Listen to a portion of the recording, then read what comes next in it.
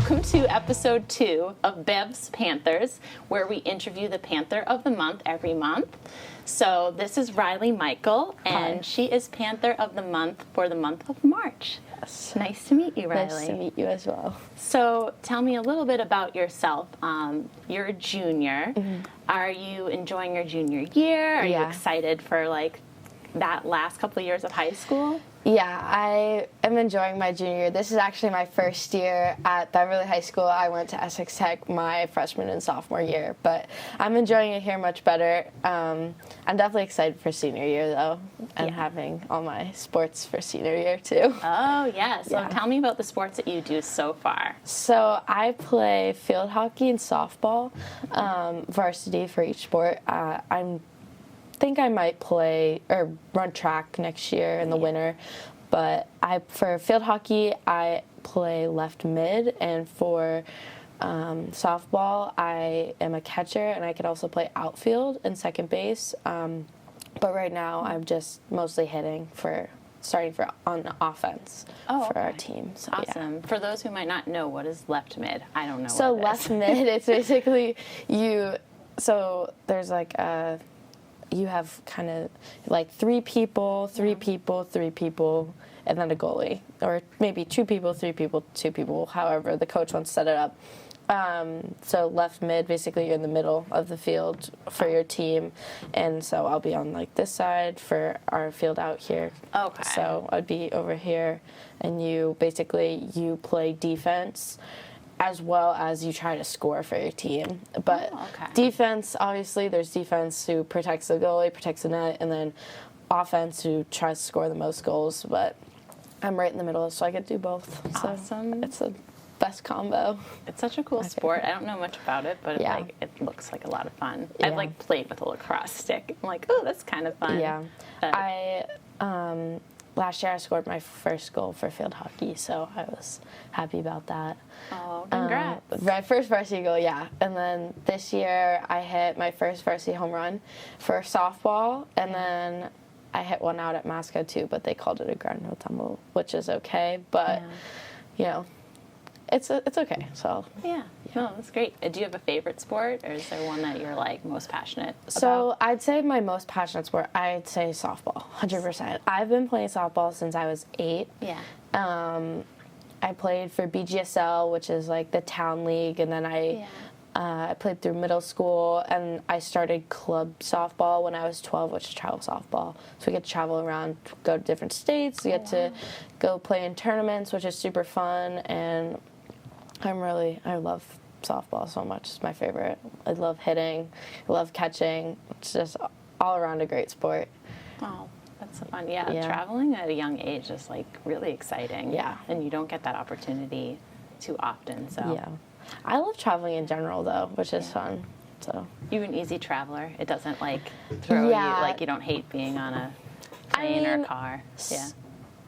When it's a long plane ride or a long car ride, it's definitely a little bit, I get antsy, but other than that, it's fine. I just sleep. Unless I'm driving. I sleep in the back of the car. I can't sleep on planes. On planes? Personally. I can sleep in the car if it's a really long car ride. My family has driven from here to Indianapolis because my mom's family is from out there, and we go to Ohio too. My dad's best friend lives out there. So we drove through Pennsylvania, which wasn't the best, but that's okay. Super long, but... Just to backtrack a little, since you are a Panther of the Month, what is your most successful class, or the class that you enjoy the most in high school? I'd say the class I most enjoy, definitely history. I have Mr. Lund this year. He's a great teacher.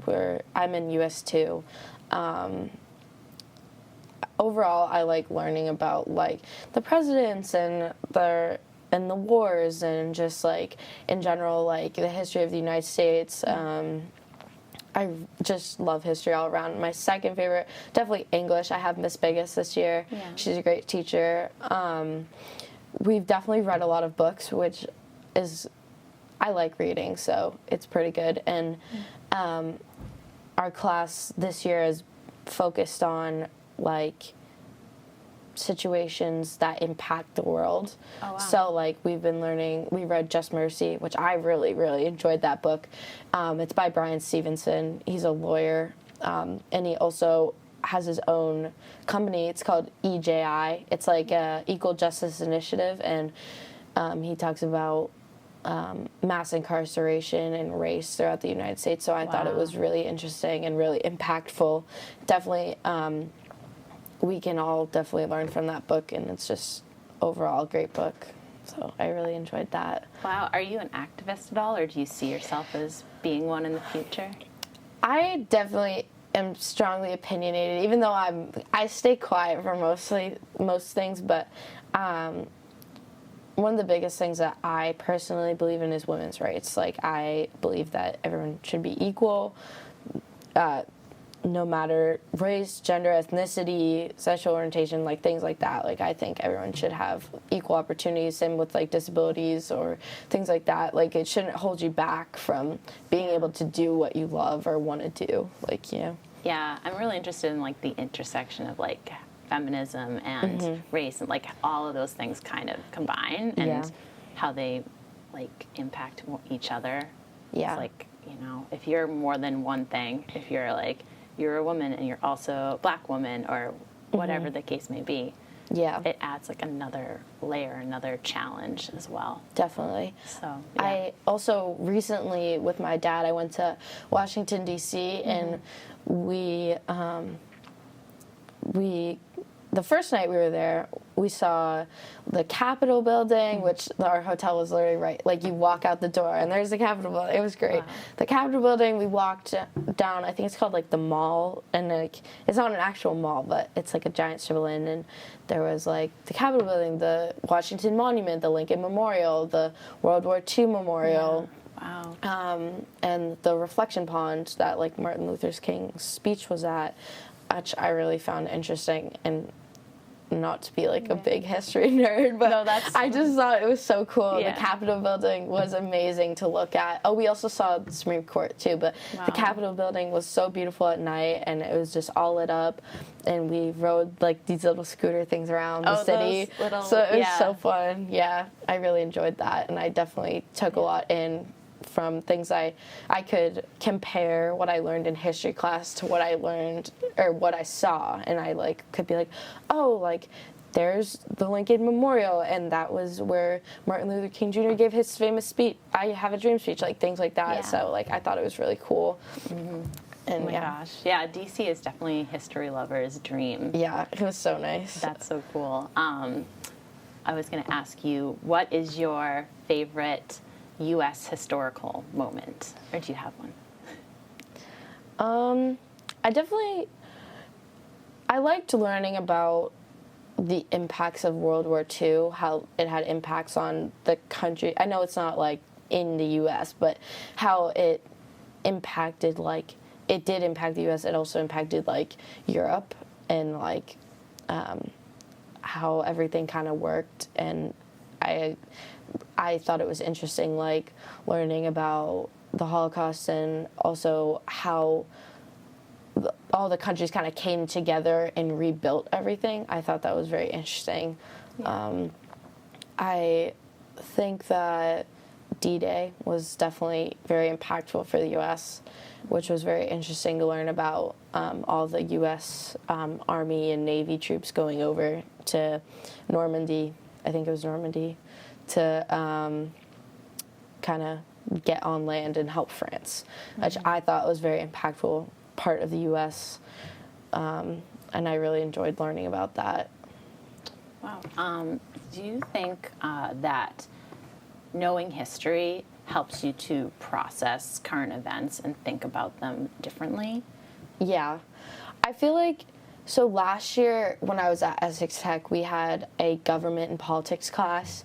So I feel like that definitely helped a lot in learning about the government, both in our own community and the government, like federal and like the big government, like the president and stuff. I thought it was very interesting. I forget what I was going to say though. It definitely, Oh, yeah. It definitely Yeah. compares. Like, you can take a lot from what you learn in history class and apply it to, like, what you know around you, which I think was cool. Yeah, absolutely. Do you see, like, history repeat... Oh, I hit my mic. Do you see history repeating itself in some ways, or have you ever thought to yourself, like, oh my gosh, if I had, like, all the power in the world, I would change X, Y, Z? Yeah. Yeah. Definitely, like, I feel like some of the things, like, a lot of groups, large groups of people or small groups of people, either one, have been fighting for equal rights for a long, long time. Yeah. And I feel like some things can repeat themselves. Like, I feel like definitely, like, in women's rights, like, there's, like, off and on with certain laws, like, they're like, no, yes, no, yes, no, yes. And then, like, it's just, like, back and forth. People are fighting for it. But, like, overall, I feel like it definitely causes a little bit of chaos, too, because, like, I feel like people should definitely be peaceful, like, with each other. Like, if I could go and be like, yo, world peace, without aliens, but world peace, like, aliens as in space aliens. I got what you're saying. Although aliens maybe could help with that. Yeah, I guess. World peace, but without space alien takeover. That would definitely be nice. I love that your brain went there. Like, all right.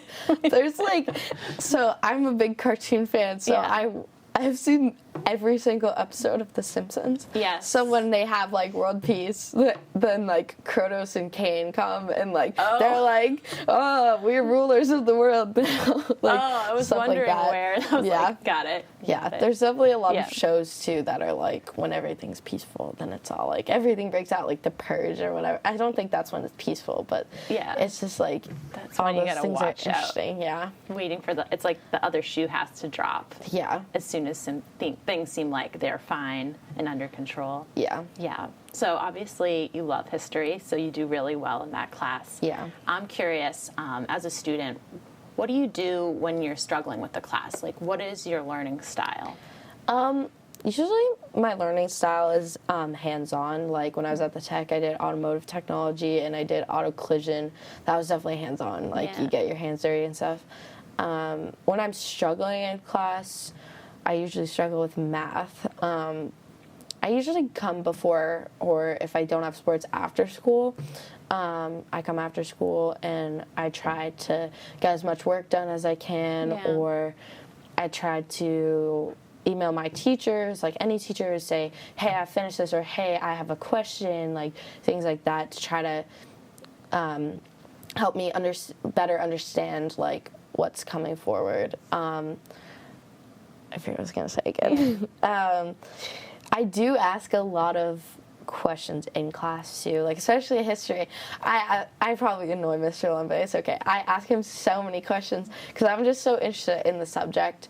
Same with English. I also ask a lot of clarifying questions on, especially like essays and my writing. Like, what can I do better to improve? Because I love writing. I actually was just part of the teen poetry contest. I was one of the finalists. Oh, were you? Yeah, too. Nice. I wrote a poem called "The Bathroom Girls."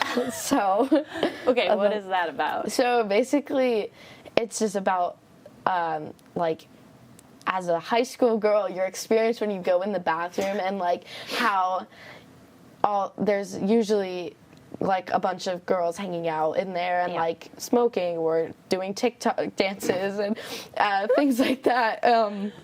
I got I was finalist for my poem out of like 450 submissions or something. Oh my I didn't win, but I got like honorable mention, so I'll take it. But that sounds like a really fun poem, and it's relatable. Like, high school isn't the only thing that's changed about high school is literally TikTok. Yep, pretty much. And social media definitely has a giant influence on us. We didn't have social media. We had Gidgee pets. We had little Tamagotchi pets because we didn't have cell phones. So we were just like trying to feed and take care of our little digital pets, and that actually had to be taken away. Like, much like how you've had your cell phones taken away at school, they took away your little thing. Tamagotchis. But then then kids' Tamagotchis started dying. Yeah. So they had to like make an exception. Okay, you can feed your Tamagotchi like at this point, like between classes, or like right at the end. Yeah. But otherwise, you cannot play with them. But Yeah. anyway, that was a segue. Yeah. What advice would you give to a junior high student, middle school student, coming into the high school in terms of like how to survive high school and what to expect? Yeah, high school is a big world. I will say that. Yeah. It seems big, but it's small. And I definitely would say if you play a sport, definitely do sports. It helps you. It's like some of the best forced friends you can ever imagine having. I've met some of my best friends from sports. Definitely academic-wise, I would say try to connect with your teachers and then connect with your peers. Because if you connect with your teachers first, you get a better understanding in the class.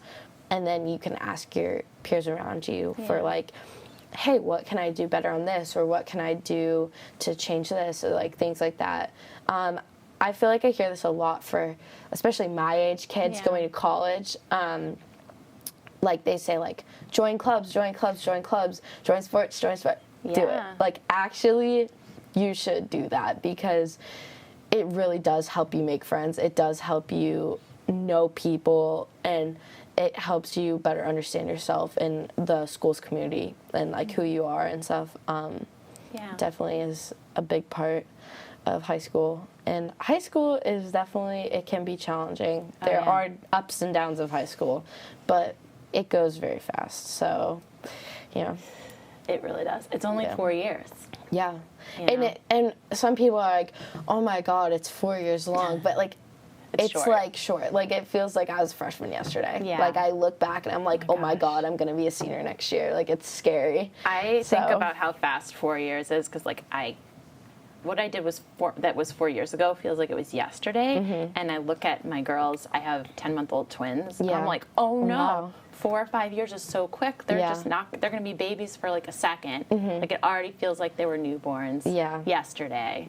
Sometimes I like cry about it. I'm like, it's going to go by so fast. Yeah, like, it does go by I just say to my husband, I'm like, they're going to leave me and go to college. He's like, not today, you know? Yeah. But I find that so interesting that you say like connect with your peers, like clubs, sports, because a lot of people think that the ones that do well in school just have their heads in a book, like just like drilling, but that's not life. That's not how you become successful. Some of the smartest people that I know from this school, the seniors on my softball team. Yeah. They are so smart.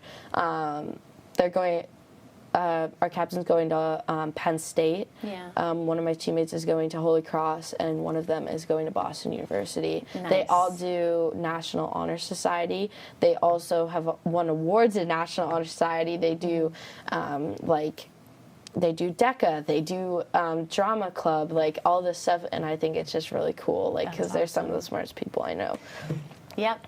It's it's not about just like sitting down and like going through your notes all the time. Yeah. A lot of people also like they're like, no, don't do like so many AP classes if you play a sport. But also I don't do an AP class. I only have one honors class, which is English, but I know people who do like 4 APs, like 2 to 4 APs, and like they play sports like all 3 seasons. Yeah. So I think you got to do what like you're comfortable with, because when I was in high school, I fell into that trap of just being friends with like a lot of the kids that were in the top 10 even, and I was not anywhere near that. Yeah. But I felt like, oh, well, my friend is taking like all of these AP classes, so I have to do it to be successful. And I quickly learned that no, like I don't belong in an AP calculus class. No. But AP English fits me really well. Yeah. Definitely. I feel like the amount of AP or honors classes don't really define who you are as a person, because you could be very successful if you just did all CP classes. Yeah. Or you could be very you can be very successful if you do all AP classes, but it doesn't really determine whether or not you're going to succeed in your lifetime. No, so not at all. Yeah. Do you still have like college CP classes and then advanced placement, like A and then AP? We have CP classes and then we have honors classes. Oh, okay. At the Tech, it was CP, ACP, honors, Oh my gosh. AP. I can't keep track. Yeah, I know, it's a lot. But so here, all of my classes are CP, and then I have one honors, and then there's also AP classes, which I know a lot of people do take as well. So I know you're only a junior, but with your college experience so far, have you gotten closer to kind of feeling out what you'd like to do with your life? And what are you inspired to like go to college and study? Yeah. So right now, my top choice is James Madison University, as you can see on the sweatshirt. Yes. If I can get in there, that would be awesome. Would love that. It's such a beautiful school. Anyway, definitely would probably study history. Yeah, figured. And maybe live in like DC and be like a history teacher. I feel like that would be cool. DC is such a cool because you city. could be like, you could like teach all the kids history, and then you could take them on a field trip and be like, guys, look, this is what I was talking about in class, like stuff like that. And I would probably minor in like sports management or something, sports anything really. I definitely, when I go to college, I want to be part of a team. Like, I think I might do club softball when I go, because JMU is a D1 school, and I would play D3, but I'd probably do club or try to help out with the softball team, maybe like do the book or like keep stats or something. Or there's like an ESPN internship you can do where you can film the games, like things like that, which I feel like is really interesting as well. That's cool. It's a very nice school. I feel like those things go well together. Like, there's always a history teacher that also coaches sports or something like that. Like, it goes really well together. Well, my coaches don't, but one of my coaches is a police officer. One's a personal fitness trainer. Those are my field hockey coaches. And then Coach Jack, she works at Micheal. She does a lot of management for the schools and stuff. Oh, cool. What was I going to say? I would also, if I went to school, I would want to do, like, another path I was thinking about following would be, like, EMS, like EMS and fire, or police, like something like that, like being a first responder. My mom's a nurse, so I feel like that also really inspired me to be like, I need to help people. Like, I feel really like cool. I want to be helpful and like try to help save people's lives, not like drastically, but like try to do as much as I can to help. That's amazing. Like, all the nurses that I've witnessed just like through different health problems or whatever have like just their kindness has just like given me a faith in humanity. It like restores your faith. You're like, there are good people out, like really good people out there. My mom, she's a great nurse. I shout out to my mom. She's great. But she's definitely super caring, like especially when I get sick or like if I have to like, if I have an injury or something, she definitely is like, you need to ice, you need to do this, you need to do that, or like, can I get you something, like things like that. And I work in food service right now. I work at Giuseppe's. It's in North Beverly. But so I guess like helping people that way too. Like you could be like, hey, can I get you anything else? Like it teaches you like kindness and how to interact with people around you, which I find really acts of service. Yeah. That brings me to my final question. In what ways have your parents and your teachers helped you throughout this process? I feel like my teachers, they're definitely very supportive. I learn a lot from most of the classes that I take, and my parents are also very supportive. I love them a lot. They drive me like everywhere, all my sports. They take me to school. They just help me out so much. They definitely helped me with like homework, especially when I was younger. They would help me with like my homework, and if I need help with something else like other than school or homework, they can help me, and like it's just like all around very supportive, and I enjoy it. I love when people like love their parents, especially teenagers that actively are not afraid to say I love my parents. I do love my parents. So I'm like, I hope when my girls are like 16, 17 that they're still like super stoked that I'm their mom, and but yeah, thank you so much for being our guest today. Yeah, thank you. And that was episode 2 of Bev's Panthers. So tune in next time. Hopefully we'll get the Student of the Month for April and May on the show. So thank you so much. Yeah, thank you. I appreciate it. Yeah, of course. And I wish you all the luck on your last